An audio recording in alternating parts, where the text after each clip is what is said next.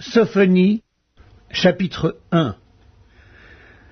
La parole de l'Éternel qui fut adressée à Sophonie, fils de Cussi, fils de Guédalia, fils d'Amaria, fils d'Ézéchias, au temps de Josias, fils d'Amon, roi de Juda. Je détruirai tout sur la face de la terre, dit l'Éternel. Je détruirai les hommes et les bêtes, les oiseaux du ciel et les poissons de la mer, les objets de scandale et les méchants avec eux. J'exterminerai les hommes de la face de la terre, dit l'Éternel. J'étendrai ma main sur Juda et sur tous les habitants de Jérusalem. J'exterminerai de ce lieu les restes de Baal, le nom de ses ministres et les prêtres avec eux, ceux qui se prosternent sur les toits devant l'armée des cieux, ceux qui se prosternent en jurant par l'Éternel et en jurant par leur roi, ceux qui se sont détournés de l'Éternel, et ceux qui ne cherchent pas l'Éternel, qui ne le consultent pas. Silence devant le Seigneur, l'Éternel, car le jour de l'Éternel est proche, car l'Éternel a préparé le sacrifice, il a choisi ses conviés. Au jour du sacrifice de l'Éternel, je châtierai les princes et les fils du roi, et tous ceux qui portent des vêtements étrangers. En ce jour-là, je châtierai tous ceux qui sautent par-dessus le seuil, ceux qui remplissent de violence et de fraude la maison de leur maître. En ce jour-là, dit l'Éternel, il y aura des cris à la porte des poissons, des lamentations dans l'autre quartier de la ville, et un grand désastre sur les collines. Gémissez, habitants de Maktesh, car tous ceux qui trafiquent sont détruits. Tous les hommes chargés d'argent sont exterminés. En ce temps-là, je fouillerai Jérusalem avec des lampes, et je châtierai les hommes qui reposent sur leur lit, et qui disent dans leur cœur, l'Éternel ne fait ni bien ni mal. Leurs biens seront au pillage, et leurs maisons seront dévastées. Ils auront bâti des maisons qu'ils n'habiteront plus. Ils auront planté des vignes dont ils ne boiront plus le vin. Le grand jour de l'Éternel est proche. Il est proche, il arrive en toute hâte. Le jour de l'Éternel fait entendre sa voix, et le héros pousse des cris amers. Ce jour est un jour de fureur, un jour de détresse et d'angoisse, un jour de ravage et de destruction, un jour de ténèbres et d'obscurité, un jour de nuées et de brouillard. Un jour où retentiront la trompette et les cris de guerre contre les villes fortes et les tours élevées. Je mettrai les hommes dans la détresse et ils marcheront comme des aveugles parce qu'ils ont péché contre l'Éternel. Je répandrai leur sang comme de la poussière et leur chair comme de l'ordure. Ni leur argent ni leur or ne pourront les délivrer au jour de la fureur de l'Éternel.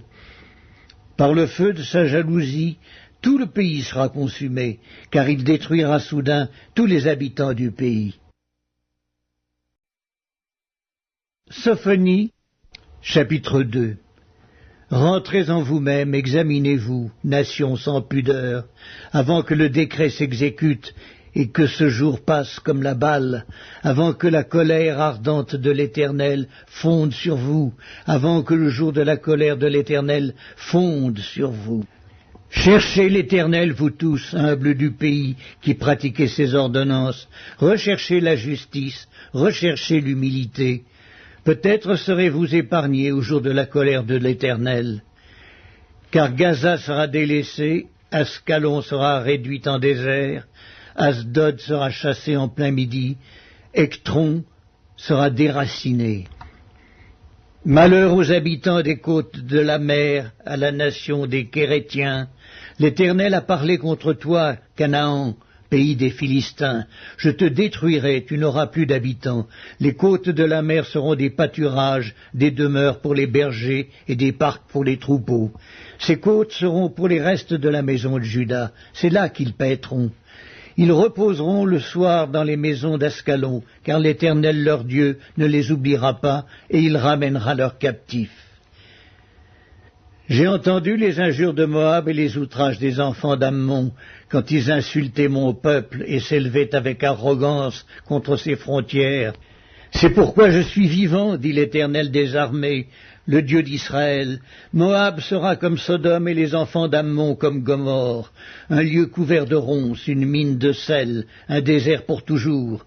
Le reste de mon peuple les pillera, le reste de ma nation les possédera. Cela leur arrivera pour leur orgueil, parce qu'ils ont insulté et traité avec arrogance le peuple de l'Éternel des armées. L'Éternel sera terrible contre eux, car il anéantira tous les dieux de la terre, et chacun se prosternera devant lui dans son pays, dans toutes les îles des nations. Vous aussi, Éthiopiens, vous serez frappés par mon épée. Il étendra sa main sur le septentrion, il détruira l'Assyrie, et il fera de Ninive une solitude, une terre aride comme le désert. Des troupeaux se coucheront au milieu d'elle, des animaux de toute espèce. Le pélican et le hérisson habiteront parmi les chapiteaux de ses colonnes. Des cris retentiront aux fenêtres. La dévastation sera sur le seuil, car les lambris de cèdre seront arrachés. Voilà donc cette ville joyeuse qui s'assied avec assurance, et qui dit en son cœur, « Moi, et rien que moi ». Et quoi, elle est en ruine? C'est un repère pour les bêtes. Tous ceux qui passeront près d'elle siffleront et agiteront la main. Sophonie, chapitre 3. Malheur à la ville rebelle et souillée, à la ville pleine d'oppresseurs. Elle n'écoute aucune voix, elle n'a point égard à la correction. Elle ne se confie pas en l'Éternel, elle ne s'approche pas de son Dieu. Ses chefs au milieu d'elle sont des lions rugissants, ses juges sont des loups du soir qui ne gardent rien pour le matin. Ses prophètes sont téméraires et infidèles. Ses sacrificateurs profanent les choses saintes, violent la loi. L'Éternel est juste au milieu d'elle, il ne commet point d'iniquité. Chaque matin il produit à la lumière ses jugements, sans jamais y manquer. Mais celui qui est inique ne connaît pas la honte. J'ai exterminé des nations, leurs tours sont détruites, j'ai dévasté leurs rues, plus de passants. Leurs villes sont ravagées, plus d'hommes, plus d'habitants. Je disais, si du moins tu voulais me craindre, avoir égard à la correction, ta demeure ne serait pas détruite, tous les châtiments dont je t'ai menacé n'arriveraient pas. Mais ils se sont hâtés de pervertir toutes leurs actions. Attendez-moi donc, dit l'Éternel, au jour où je me lèverai pour le butin, car j'ai résolu de rassembler les nations, de rassembler les royaumes, pour répandre sur eux ma fureur, toute l'ardeur de ma colère, car par le feu de ma jalousie, tout le pays sera consumé.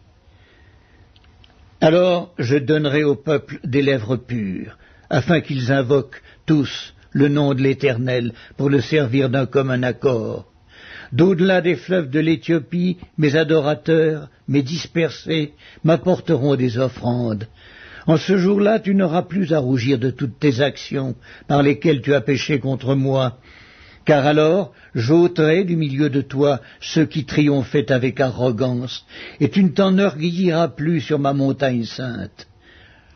Je laisserai au milieu de toi un peuple humble et petit, qui trouvera son refuge dans le nom de l'Éternel. Les restes d'Israël ne commettront point d'iniquité. Ils ne diront point de mensonge, et il ne se trouvera pas dans leur bouche une langue trompeuse. Mais ils paîtront, ils se reposeront, et personne ne les troublera. Pousse des cris de joie, fille de Sion, pousse des cris d'allégresse, Israël. Réjouis-toi et triomphe de tout ton cœur, fille de Jérusalem. L'Éternel a détourné tes châtiments, il a éloigné ton ennemi. Le roi d'Israël, l'Éternel, est au milieu de toi. Tu n'as plus de malheur à éprouver. En ce jour-là, on dira à Jérusalem, ne crains rien. Sion, que tes mains ne s'affaiblissent pas. L'Éternel, ton Dieu, est au milieu de toi comme un héros qui sauve. Il fera de toi sa plus grande joie. Il gardera le silence dans son amour. Il aura pour toi des transports d'allégresse. Je rassemblerai ceux qui sont dans la tristesse, loin des fêtes solennelles, ceux qui sont sortis de ton sein, l'opprobre pèse sur eux. Voici en ce temps-là, j'agirai contre tous tes oppresseurs. Je délivrerai les boiteux, et je recueillerai ceux qui ont été chassés. Je ferai d'eux un sujet de louange et de gloire dans tous les pays où ils sont en opprobre. En ce temps-là, je vous ramènerai. En ce temps-là, je vous rassemblerai, car je ferai de vous un sujet de gloire et de louange parmi tous les peuples de la terre, quand je ramènerai vos captifs sous vos yeux, dit l'Éternel.